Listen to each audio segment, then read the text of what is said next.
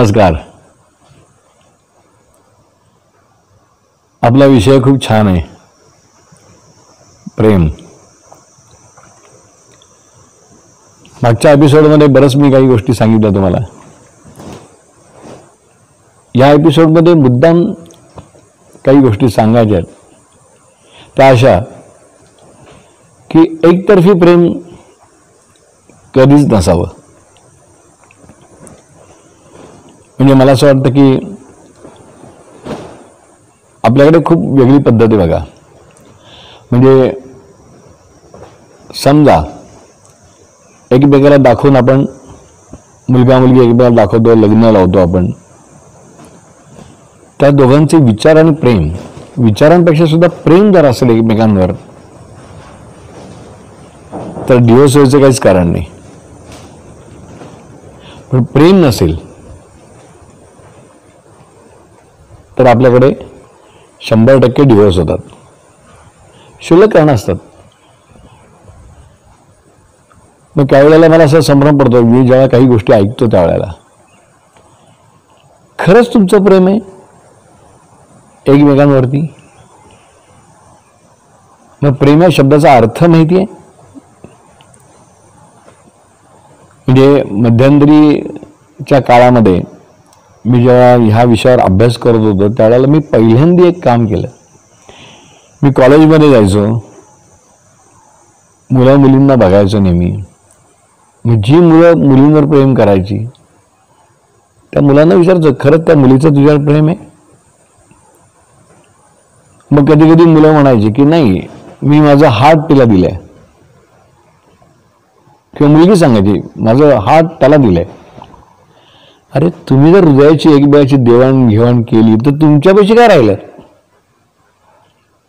असं बोलून काय होत नाही ते. म्हणजे मी जर बोललो की माझं हार्ट दिलंय, त्याला प्रेम नाही म्हणत. अति उत्साहाच्या भरामध्ये आपण काही गोष्टी बोलून जातो आणि मग खूप मोठा गोंधळ सुरू होतो प्रेमामध्ये. साधनेमध्ये पण तसंच आहे. कोणीतरी साधना करतंय, कोणाला तरी प्रसिद्धी मिळतीये, आपण ते पाहतोय आणि आपल्याला क्षणभर असं वाटतं की आपणही ते करायला पाहिजे.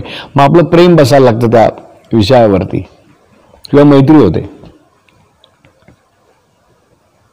थोडे दिवस करतो आपण, मग वेळेचं कारण सांगायला लागतो आपण, मला वेळच होत नाही. असं काही नसतं. आयुष्यामध्ये जर तुम्ही आलेला आहात तर तुम्हाला वेळ नाही असं होऊच शकत नाही. म्हणजे सकाळी मी 6ला घरातून निघतो, रात्री 10ला घरी येतो. मी काय करतात? जॉब करतो आम्ही. त्याच्यामध्ये काय करतात, इतका दमून जातो मी. अच्छा, एवढं दमण्यासारखं काय असतं? आपण काय करतो, सगळ्या गोष्टी एकत्र करतो. मी जसं पान आपण वाढून घेतो जेवणाचं, मग त्याच्यामध्ये कोशिंबीर असते, चटणी असते, मीठ असतं, लिंबू असतं, भाजी असते, पापड, लोणचं सगळं असतं. ज्यावेळेला आपण भात कालवतो किंवा पोळी घेतो, पोळीवर भाजी घेतो, चवीला आपण लोणच्याला हात लावू, चटणीला हात लावू, कांदा असेल तर कांदा थोडासा खाऊ. समजा काहीच नसेल तरी भाजी पोळी आपण खातोच की.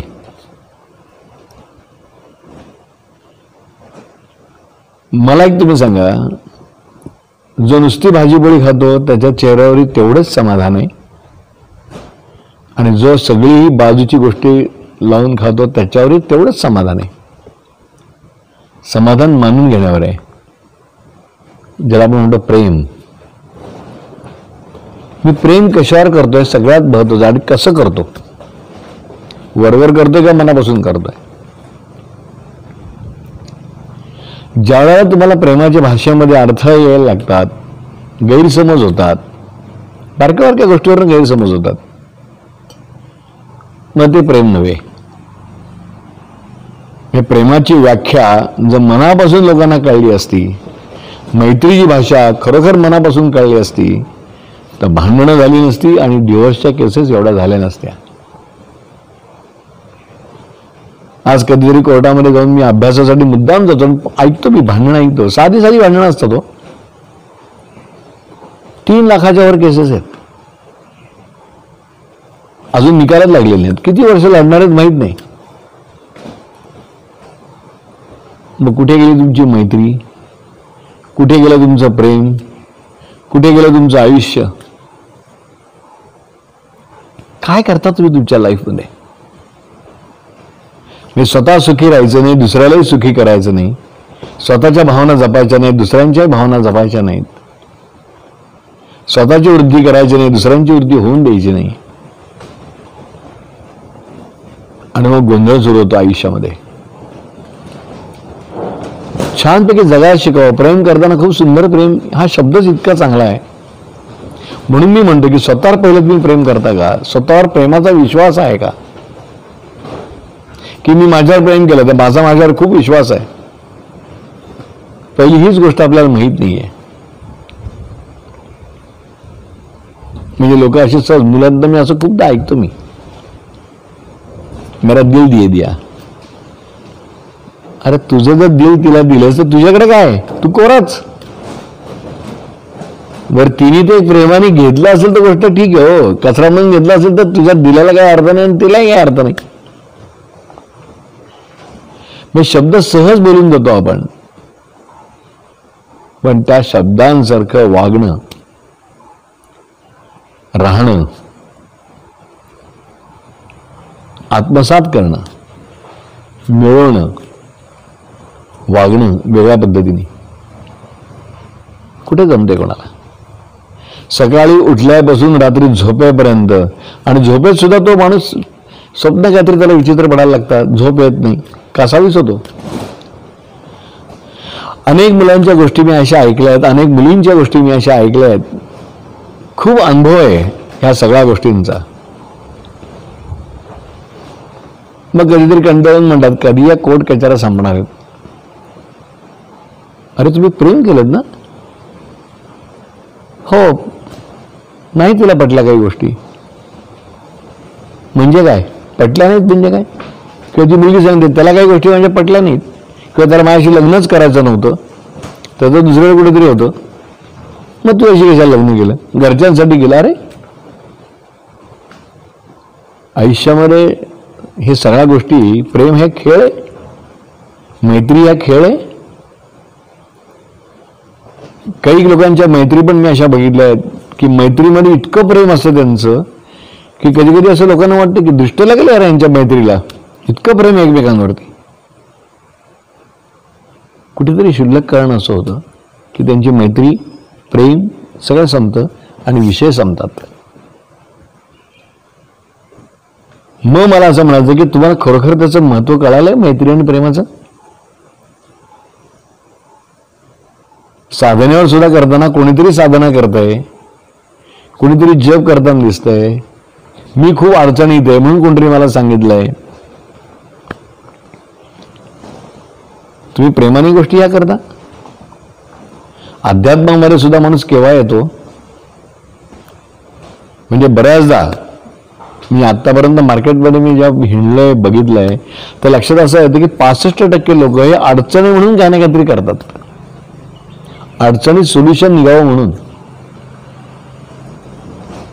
कोणाकडे तरी जातात, कोणाला तरी भेटतात, मग कोणीतरी सांगतं की अरे तुला हा ग्रह चांगला नाही, ह्याचा जप कर तू. प्रेम कुठे आहे? कुठे मैत्री होते अशी तुमची? स्वतःवर प्रेम नाही, स्वतःशी मैत्री नाही, आणि मग माणूस आयुष्याशी लढायला सुरुवात करतो आणि या लढण्यामध्ये तो भयंकर दमून जातो. व्यवस्थित मार्ग सापडला त्याला तर त्यातनं सुटतो पण आणि छान पण होतो.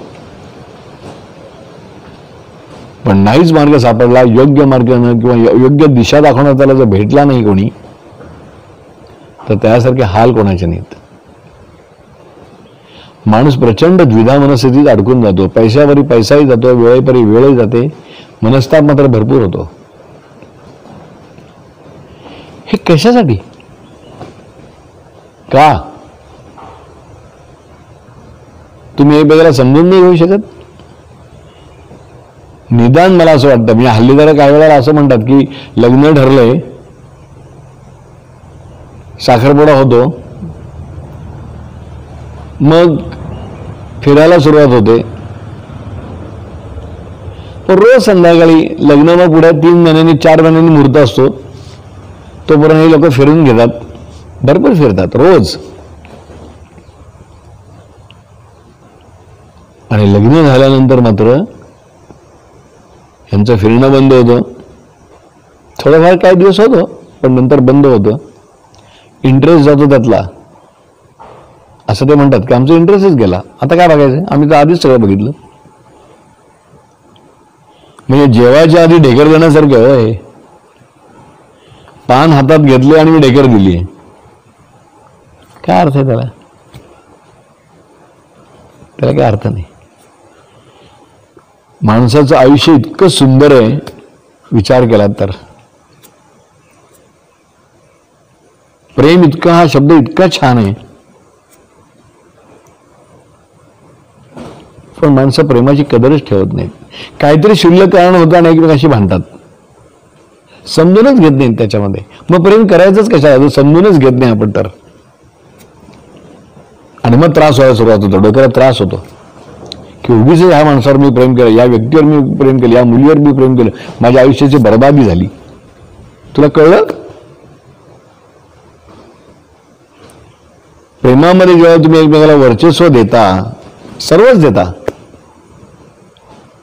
ते देत असताना तुम्ही तुमचे कुठे राहता? एवढं सगळं असताना पुन्हा तुम्ही बाजूला जाता. म्हणजे एकीकडे मी त्याला असं म्हणेन की वासनेचा प्रकोप तुमच्यामध्ये प्रचंड झालेला आहे, ती कुठेतरी शमन करायची आहे. कोणाबद्दल तरी थोडासा विश्वास वाटतोय, म्हणून शारीरिक धर्म पाळण्यासाठी प्रेम झालं, शरीर धर्म झाला, वासना झाली. नाहीतर दोस्ती तुटायची, प्रेम तुटायची, किंवा डिवोर्स घ्यायची, किंवा एवढ्या केसेस यायची काय कारण आहे?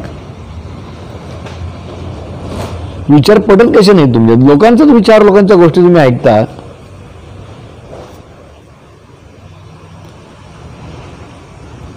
ह्या गोष्टी का नाही पटत? साधनेमध्ये पण असंच आहे. साधना करताना त्या साधनेवर तुमचं प्रेमच असावं लागतं. मी अडचणीत आहे म्हणून साधना करतोय, किंवा मी अडचणीत म्हणून मी पोथी वाचतोय, मी अडचणीत आहे म्हणून मी त्याची पारायणे करतोय. अडचणीत आल्यानंतर तुम्ही ह्या गोष्टी करताय. तुम्ही ज्या सुखात असता, छानपैकी लोळत असता, निवांत, तेव्हा तुम्हाला अध्यात्माची आठवण येते. रस्त्याने जाताना तुम्हाला एखादं देऊळ आहे, तुम्ही दर्शन पण नाही करा, हात पण नाही जोडत कोणाला, इतके खुशाल चेंडू असता तुम्ही. मग कुठे गेलं तुमचं प्रेम? कुठे गेली तुमची देवाची असणारी मैत्री?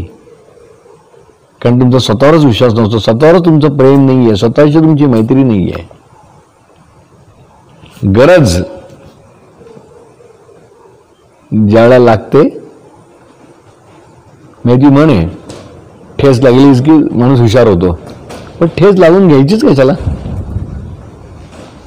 मी अशी कित्येक उदाहरण बघितले. लोक प्रेमात पडतात आणि नंतर अचानक, म्हणजे 10-10 वर्ष 20-20 वर्ष प्रेम करणारी माणसं नंतर डिवोर्स घेऊन मोकळे होतात, किंवा एकमेकांच्या नंतर बोलतच नाहीत, एकमेकाचं तोंड बघत नाहीत.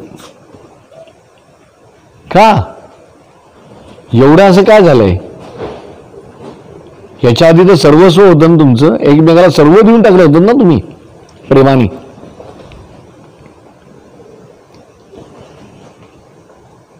शरीर, भावना, मन, हृदय सगळं एक झालं होतं ना कैक वर्ष. त्या छान वाटलं. तोडताना तुम्हाला थोडं सुद्धा काही वाटलं नाही त्याबद्दल? थोडं सुद्धा वाईट नाही वाटलं? साधना तुम्ही मतलबासाठी तुम्ही केलीत, जप तुम्ही मतलबासाठी तुम्ही केलात, ध्यान तुम्ही मतलबासाठी केलात, धारणा तुम्ही मतलबासाठी केलीत, गुरु तुम्ही मतलबासाठी करून घेतलात. पुढे काय? काम झालं. म्हणजे मी अशी कित्येक लोक बघितली आहेत की काम त्यांचं होईपर्यंत अनेक खेपा घातल्यात त्यांनी माझ्याकडे, खूप खेपा घातल्यात. आमचं काम होऊ दे, आमचं काम होऊ दे, मग त्यासाठी आम्ही हे करतो, आम्हाला हे सांगा, तुम्ही ते करतो. काय जे सांगेल ते करायला तयार आहोत आम्ही. म्हणजे तुम्ही अडचणीत आहात, तुम्ही प्रेमाने ह्या गोष्टी करत नाही आहात, तुम्ही मैत्रीणून तुम्ही ह्या गोष्टी करत नाही आहात, तर तुम्ही अडचणीत आहात म्हणून ह्या गोष्टी तुम्ही करताय. ह्या मनापासून तुम्ही करत नाही, तुम्ही मनापासून प्रेम करत नाही, स्वतःवरही नाही आणि त्या ज्या गोष्टी करतायत त्याच्यावरही नाही. निसर्ग आहे तो, निसर्ग सुद्धा तुम्हाला किती साथ देईल. वातावरण आहे ते. अध्यात्माचा आधी आत्मिक ही गोष्ट जर कळतच नसेल तर प्रेम करता कशाला तुम्ही? मोडण्यासाठी, भांडण्यासाठी, स्वतःला त्रास करून घेण्यासाठी, दुसऱ्याला त्रास देण्यासाठी, आठवणींना उजाळा देण्यासाठी. साधनेचं पण तसंच आहे. साधना जर तुम्ही मनापासून करत राहत असाल तर तुम्हाला त्यात भरपूर फायदा आहे. शेवटपर्यंत तुम्ही साधना केली, जप केलात, माझं काम झालंय आता मला कशाची गरज नाही. साधना सोडली, जप सोडला, ध्यान सोडलं, धारणा सोडलं, गुरु सोडला, सगळं सोडलं. मग त्याला मित्र आठवायला लागतात, पार्ट्या पुन्हा आठवायला लागतात त्याला, पुन्हा तो आपल्या मस्तीत जातो पुन्हा. मग तेव्हा घेतलं त्याला काही आठवत नाही, विसरून जातो पूर्ण.